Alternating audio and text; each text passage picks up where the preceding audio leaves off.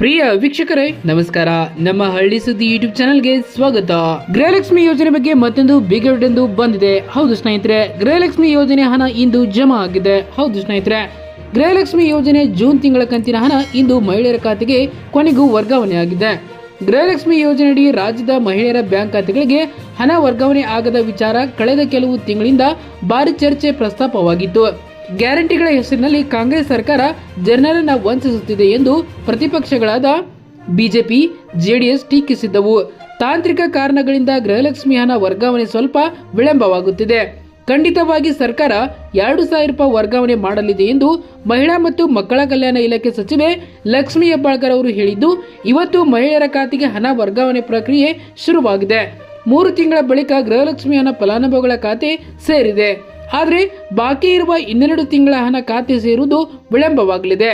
July ಹಾಗೂ August ತಿಂಗಳ ಹಣ ಖಾತೆಗಳಿಗೆ ವರ್ಗಾವಣೆ ಆಗುವುದು ಬಾಕಿ ಉಳಿದಿದೆ. ಈ ವಿಚಾರವಾಗಿ ಪ್ರತಿಕ್ರಿಯಿಸುವ ಸಚಿವೆ ಲಕ್ಷ್ಮಿ ಹೆಬ್ಬಾಳ್ಕರ್, ಸದ್ಯ ಮಹಿಳಾ ಮತ್ತು ಮಕ್ಕಳ ಕಲ್ಯಾಣ ಇಲಾಖೆಯಿಂದ ಜುಲೈ ತಿಂಗಳ ಹಣಕ್ಕೆ ಪತ್ರ ಬರೆಯಲಾಗಿದೆ.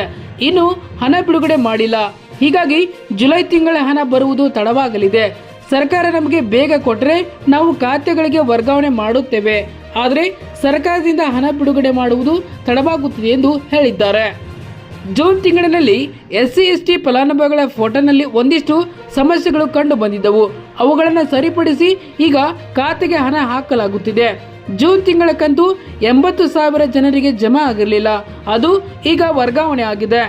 SC/ST ಪೋರ್ಟಲ್ ಬೇರೆ, ಹೀಗಾಗಿ ಅವರಿಗೆ ತೊಂದರೆ ಆಗಿತ್ತು. ಸರ್ಕಾರಕ್ಕೆ ದುಡ್ಡಿನ ಸಮಸ್ಯೆ ಇಲ್ಲ.